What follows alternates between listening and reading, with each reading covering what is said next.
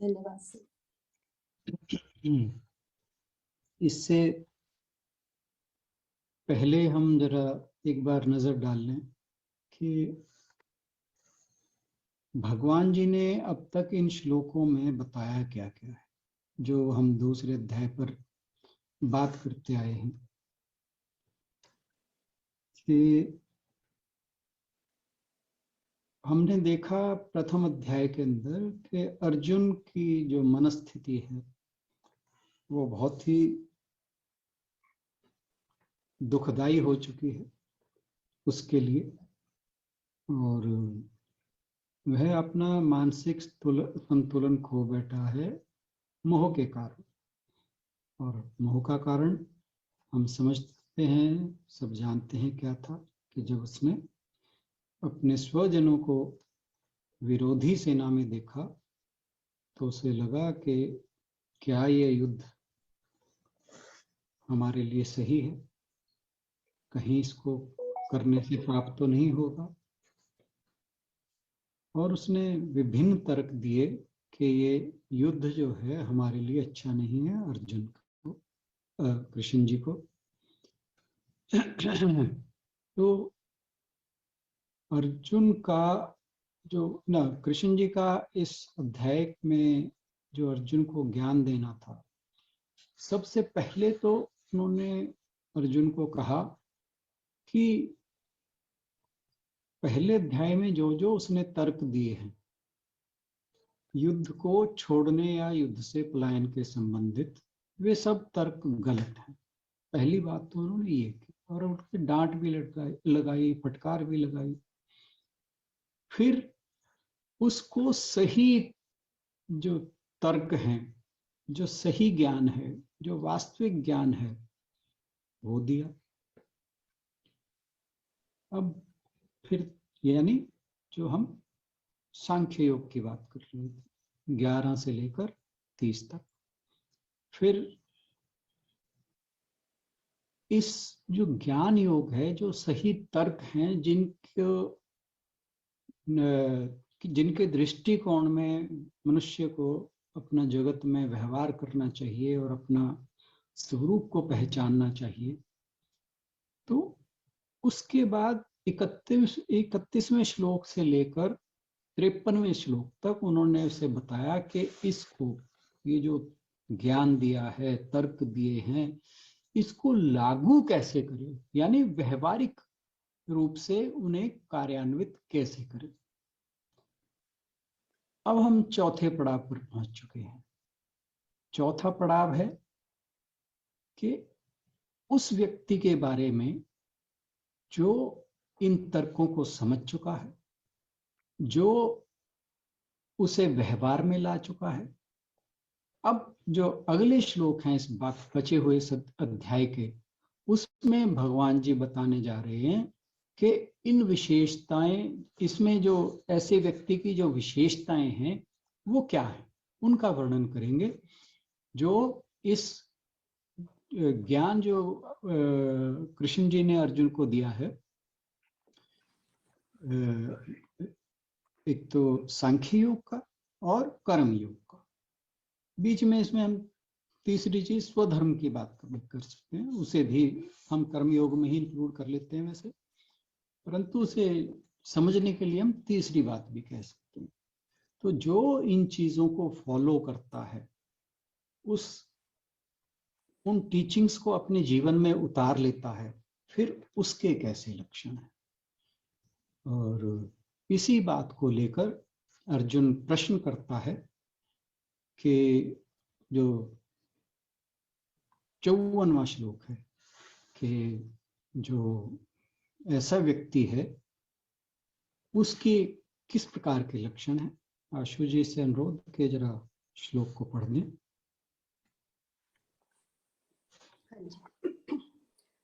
अर्जुन उवाच स्थित प्रज्ञस्य का भाषा समाधिस्थस्य केशव स्थित धीः किं प्रभाषेत किमासीत व्रजेत किम। अर्जुन बोले, हे केशव, समाधि में स्थित परमात्मा को प्राप्त हुए स्थिर बुद्धि पुरुष का क्या लक्षण है?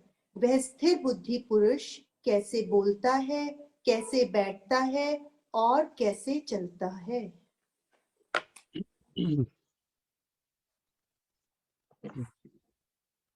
प्रश्न हालांकि बड़े साधारण लगते हैं परंतु बहुत गहरे हैं।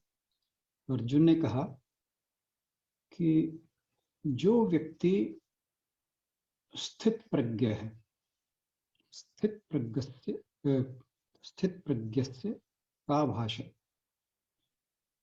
यहाँ पर इसका अर्थ ये नहीं है कि वो कैसी भाषा बोलता है। इसका अर्थ है कि उसको किस भाषा का प्रयोग करके समझा जा सकता है, यानी उसका लक्षण क्या है, व्यवहार क्या है। तो पहला प्रश्न तो ये है, का भाषा। अब ये देखिए कि इस श्लोक में बहुत समय बाद अर्जुन जो है वो बोला है। अब अर्जुन की मनस्थिति एक बार फिर से हमें विचार करने की जरूरत है कि जब उसने आखिरी प्रश्न उठाया था, आखिरी बार उसने ये कहा था कि प्रभु मैं युद्ध नहीं करूंगा, लेकिन मैं जानता हूं कि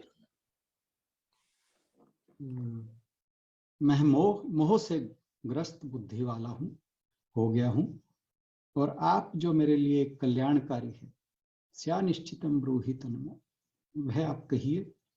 शिष्यस्ते हम शाधिमाम त्वाम प्रपन्ना, कि मैं आपका शिष्यत्व ग्रहण करता हूं और आपकी शरण में जाता हूं, आप मुझे ज्ञान दीजिए। तो तब तक जो है उसका मन जो था विचलित था, यानी वो मोह से ग्रस्त था और एक किस्म का उसको पैनिक का अटैक था। अब इस प्रश्न पर देखें तो वो क्या पूछ रहा है कि हे श्री कृष्ण,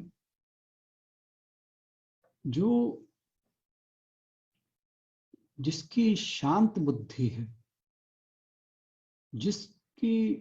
जिसने दिव्य अवस्था को प्राप्त कर लिया है, यानी स्थिर प्रज्ञ, प्रज्ञा यानी विजडम, प्रज्ञा, स्थित प्रज्ञा, one who has got established in wisdom, यानी जिसकी बुद्धि या जिसका विवेक जागृत हो गया है। विवेक क्या? जो सत्य और असत्य के बीच में पहचान करने के लायक हो गया है, उसे अपने वास्तविक स्वरूप का ज्ञान हो गया है। तो अब उसका प्रश्न ये है कि ऐसा स्थित प्रज्ञ को हम कैसे जानेंगे, का भाषा। तो यानी उसके लक्षण क्या है, उसको जानेंगे कैसे।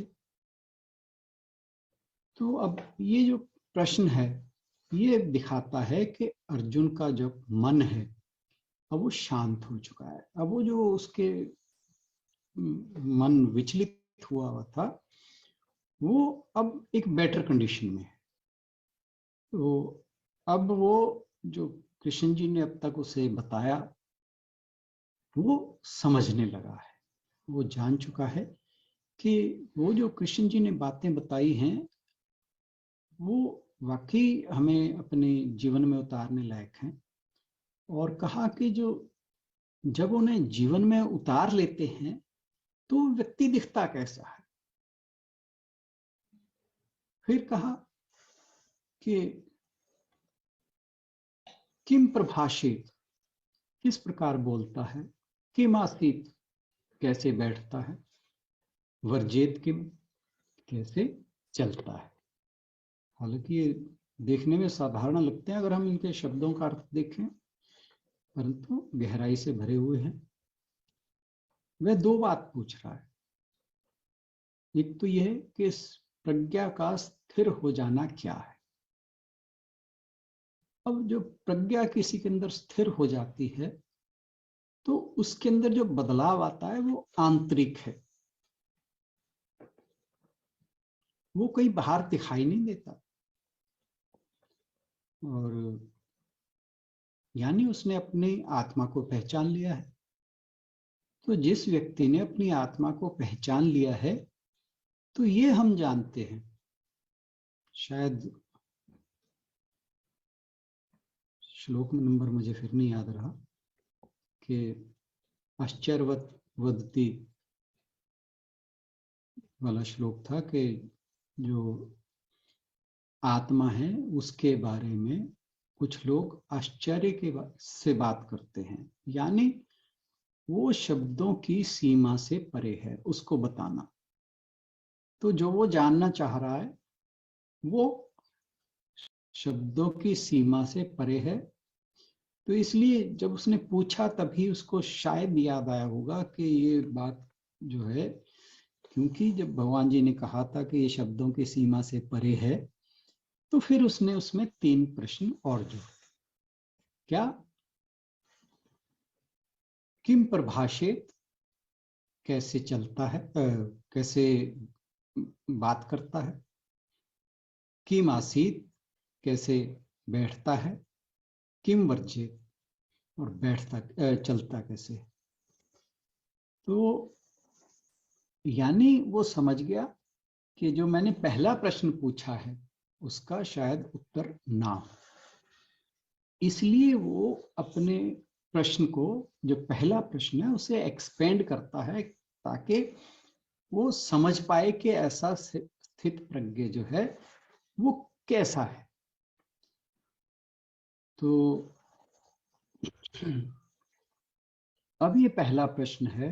अभी तक के जितने भी प्रश्न अर्जुन ने कृष्ण से पूछे थे, कृष्ण जी मंद मंद मुस्कुराते रहे और इग्नोर करते रहे। अब ये पहला प्रश्न है जो कृष्ण जी को भी पसंद आया होगा कि अर्जुन ने बहुत ही बढ़िया बात पूछी है। तो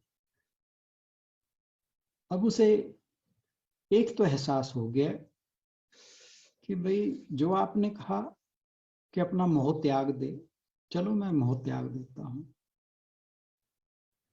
तो अब कह रहे हैं कि जैसा तुम कह रहे हो व्यक्ति बन जाएगा, तो वो बताओ मुझे कैसा होता है।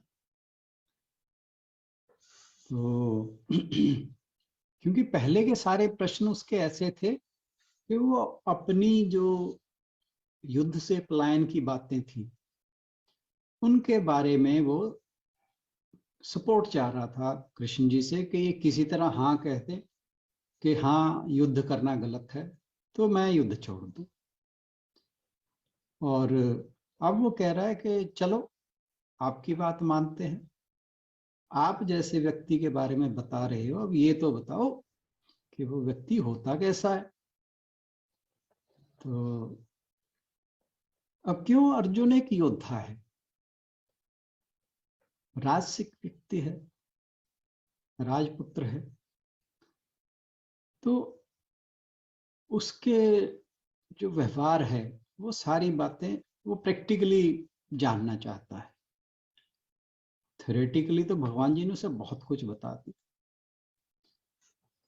तो अब वो ऐसे व्यक्ति के बारे में जानना चाह रहा है जिसके भगवान जी ने कहा, जिसने अपने कर्मों से आसक्ति त्याग दी है, कामनाओं से रहित हो गया है और समभाव में है। तो वो एक्चुअली ये प्रश्न इसलिए पूछ रहा है ताकि ऐसे व्यक्ति के बारे में जानकर वो उसे फॉलो कर सके। क्योंकि हम किसी भी चीज को जब सीखना चाहते हैं तो सबसे बेटर तरीका ये होता है कि जो अब जैसे मान लीजिए एक बच्चा है, उसे फुटबॉल अच्छी लगती है, तो वो उसका सबसे पहला इंटरेस्ट क्या होगा, वो देखेगा। जैसे कोई वर्ल्ड क्लास प्लेयर है, रोनाल्डो है, मेसी है, या फिर और बहुत से नाम हो सकते हैं, मुझे 2 ही याद आ रहे हैं। तो ऐसे व्यक्ति खेलते कैसे, ठीक है, वो देखेगा कि वो कैसे खेल रहे हैं, फिर उसको फॉलो करेगा, कोशिश करेगा कि मैं भी ऐसे ही करूं। तो एक तरीका है किसी भी चीज में पारंगत होने के लिए, जो उस चीज का एक्सपर्ट है उसको फॉलो करना, उसको देखना वो कैसे करता है। तो बिल्कुल यही प्रश्न जो है अर्जुन का है कि भाई मैं उस व्यक्ति के बारे में जानना चाहता हूं जिसका वर्णन आपने 11वें श्लोक से लेकर अब तक 53वें श्लोक तक किया है। और जो वजह है वो यही है कि वह उसको फॉलो करना चाहता है। तो यहां पर जो स्थित प्रज्ञ है, इस वर्ड का अर्थ है कि जिसने आत्मा का प्रत्यक्ष अनुभव कर लिया हो, जो जान चुका हो कि मेरा वास्तविक स्वरूप क्या है। अब है क्या कि जो मोह है उसी के कारण अज्ञान होता है, और मोह के समाप्त होने पर बुद्धि जो है वो शुद्ध होने लगती है। और जब बुद्धि शुद्ध होती है फिर अपने आप ऑटोमेटिकली वैराग्य का भाव मनुष्य में उत्पन्न होता है। जब वैराग्य का भाव उत्पन्न होता है तो फिर उसके अंदर आध्यात्मिक जिज्ञासा जुड़ती है। तो ये सारी समस्या का जड़ जो है वो मोह है। तो एक बार मोह जो है उसको अगर किसी प्रकार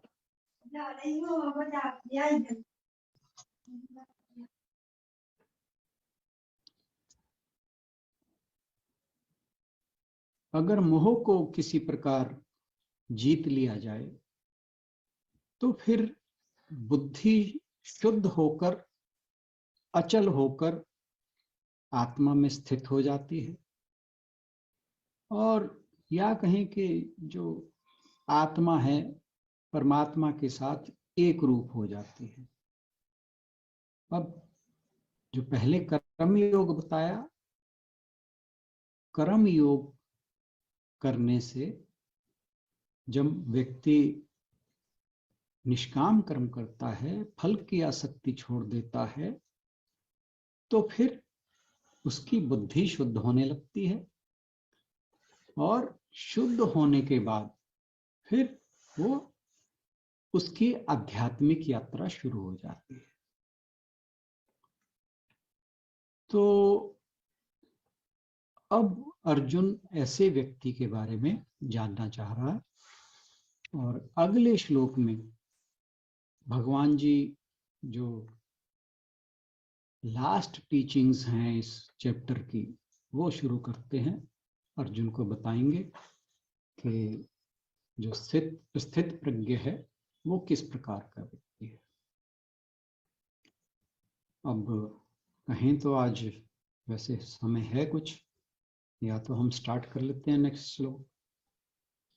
कर देते हैं सर, फिर ठीक, रह जाएगा तो फिर कल कंटिन्यू कर देंगे। आप पढ़ दीजिए। हाँ जी सर। प्रजहाति यदा कामान् सर्वान् पार्थ मनोगतान् आत्मन्येवात्मना तुष्टः स्थितप्रज्ञस्तदोच्यते। श्री भगवान ने कहा, हे पार्थ, जब मनुष्य मनोधर्म से उत्पन्न होने वाली इंद्रिय तृप्ति की समस्त कामनाओं का परित्याग कर देता है, और जब इस तरह से विशुद्ध हुआ उसका मन आत्मा में संतोष प्राप्त करता है, तो वह विशुद्ध दिव्य चेतना को प्राप्त कहा जाता है।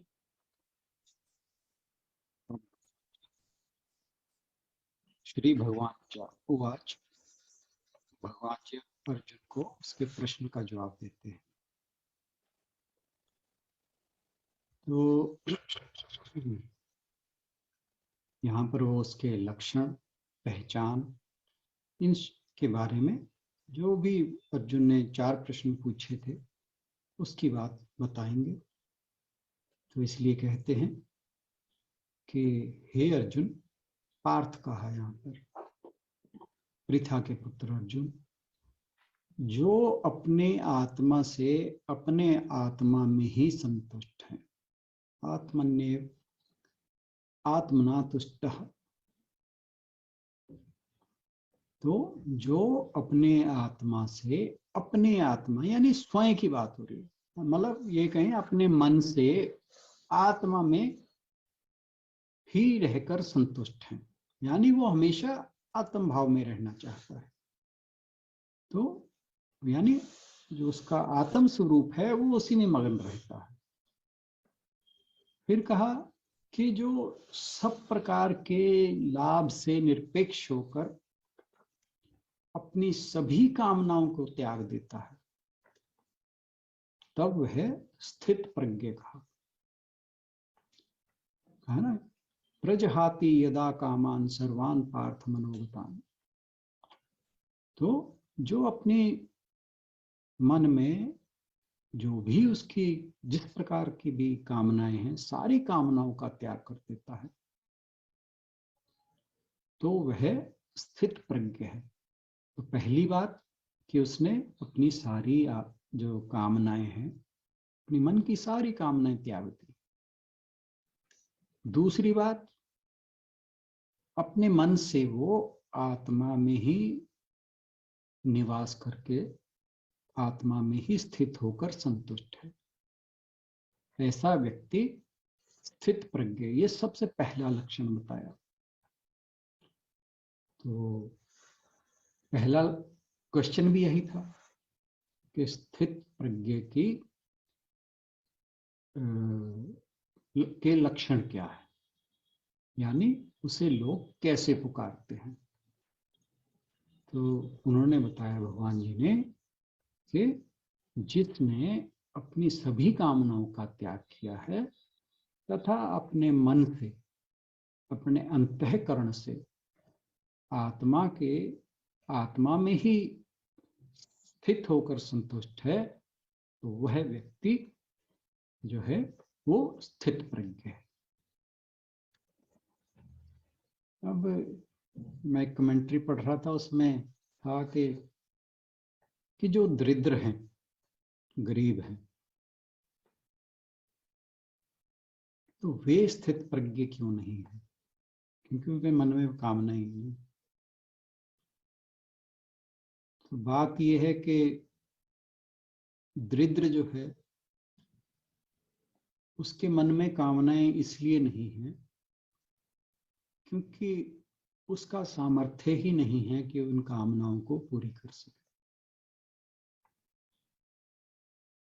क्योंकि वो पहले ही अपने जीवन से निराश है।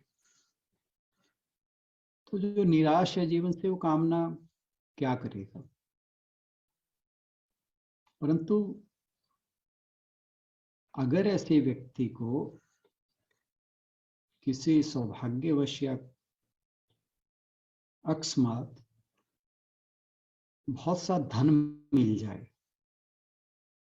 फिर देखने वाली बात है कि क्या उसका मन जो भोग हैं उनको भोगेगा कि नहीं। क्योंकि धन आते ही मनुष्य का मन भोग की ओर भागता है। तो इसलिए जो दरिद्र है वो स्थित प्रज्ञ नहीं है। स्थित प्रज्ञ तो वो है जिसके पास भोगों को भोगने के साधन हैं, जिसके पास साधन होते हुए भी उसने अपनी कामनाओं का त्याग कर दिया है, तभी उसे कहेंगे कि वो स्थित प्रज्ञता का अधिकारी है।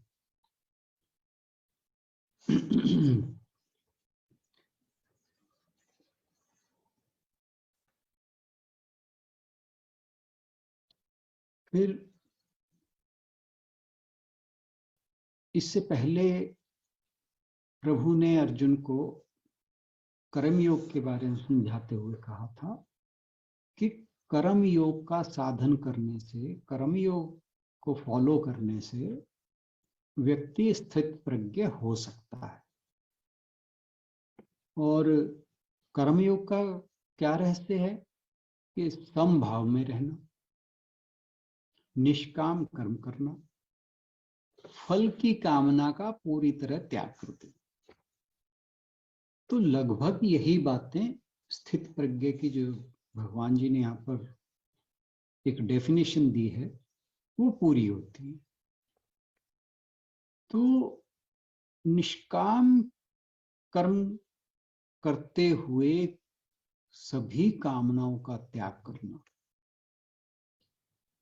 और समभाव में स्थित होकर, वही स्थित प्रज्ञ के लक्षण हैं। और यहां पर भगवान जी ने, आप जरा ध्यान दें श्लोक में, जो ज्ञान योग है और कर्म योग है उन दोनों को बीच में ही जोड़ लिया। ज्ञान योग कैसे आया? ज्ञान योग आया आत्मन्येव आत्मना तुष्ट, जो स्वयं से अपनी आत्मा में स्थित होकर,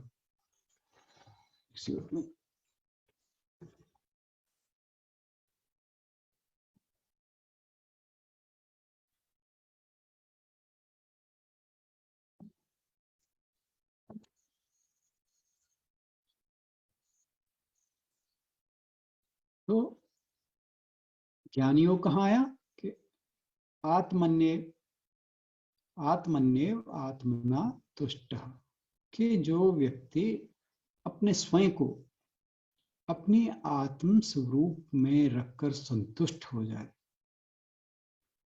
तो जो ज्ञान योग था उसमें ये बात आई थी कि व्यक्ति को अपना आत्म स्वरूप पहचानना चाहिए, उसमें स्थित होना चाहिए, ये ज्ञान योग की बात थी। और कर्मयोग कहाँ आया? प्रजहाति यदा कामान सर्वान, कि मन में उठने वाली सब प्रकार की कामनाओं का त्याग। तो यहां पर कर्मयोग आ गया। तो जो अभी तक भगवान जी ने ज्ञान योग और कर्मयोग की बातें बताई, उन दोनों को यहां पर समाहित करके स्थित प्रज्ञ का लक्षण बताया। अब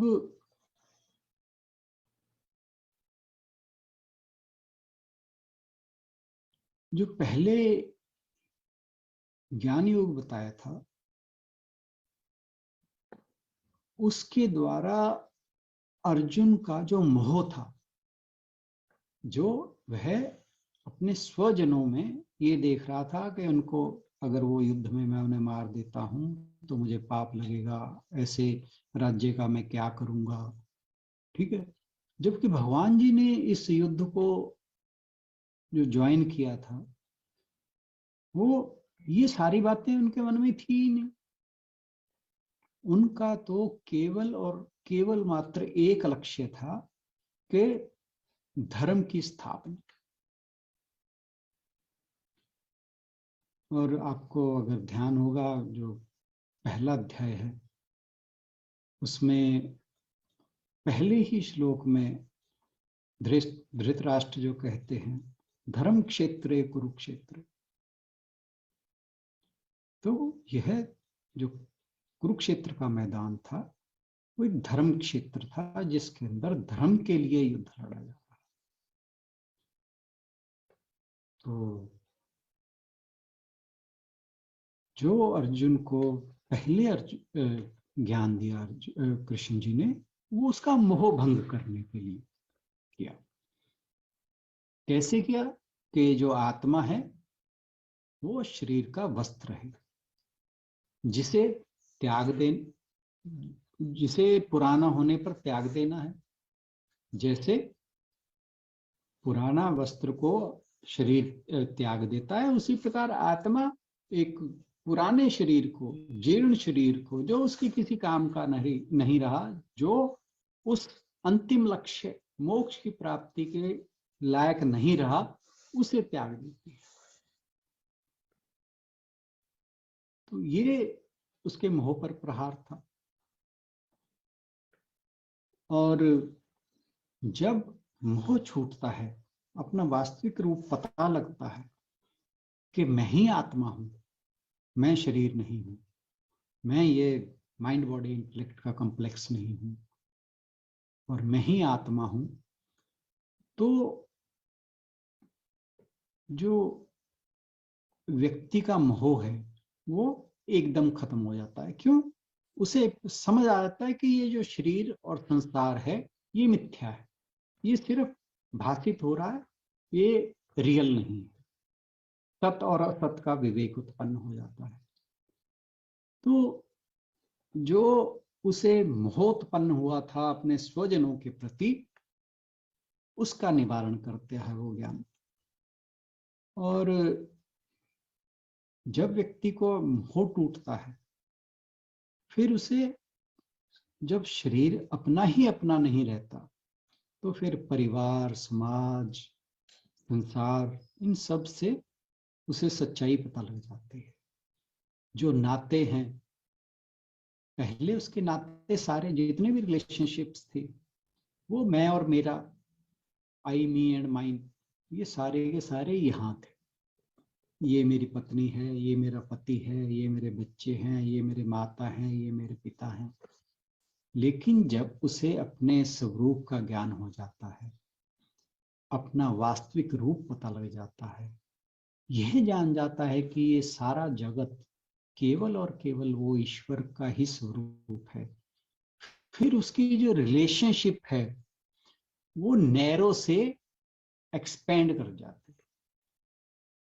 फिर हर व्यक्ति उसे अपना परिवार लगता है, पूरा जगत उसे अपना परिवार लगता है। तो उसके नाते जो हैं, रिलेशंस जो हैं, वो एक्सपेंड हो जाते हैं, उनमें दृष्टिकोण में फर्क आ जाता है। तो ज्ञान से भगवान जी ने उसका मोह त्याग किया। फिर कर्मयोग के द्वारा कहा कामनाओं को त्याग दो, निष्काम कर्म करो। और जब कामनाएं और वृत्तियां सब उनका नाश हो जाता है और व्यक्ति अपने स्वरूप में ही स्थित होता है, तो फिर ईश्वर जो है वो सदा ईश्वर में, व्यक्ति ईश्वरमय हो जाता है। अहम ब्रह्मास्मि का भाव आ जाता है। और यही सच्चा वैराग्य है। सच्चे वैराग्य का मतलब संसार से भागना नहीं है, बल्कि संसार में रहते हुए कामना और मोह, इनका त्याग करना है। तो वैराग्य के द्वारा व्यक्ति का समाज से नाता टूटता नहीं है। जैसे मैंने कहा, रिलेशंस एक्सपेंड हो जाते हैं, तो एक हेल्दी रिलेशनशिप पैदा होती है जगत के साथ। आज के लिए इतना ही। बहुत बहुत धन्यवाद।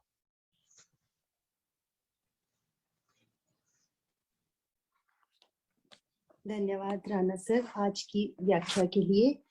यदि कोई कुछ पूछना चाहे इन दो श्लोकों को लेकर तो जरूर अपनी बात रख सकते हैं।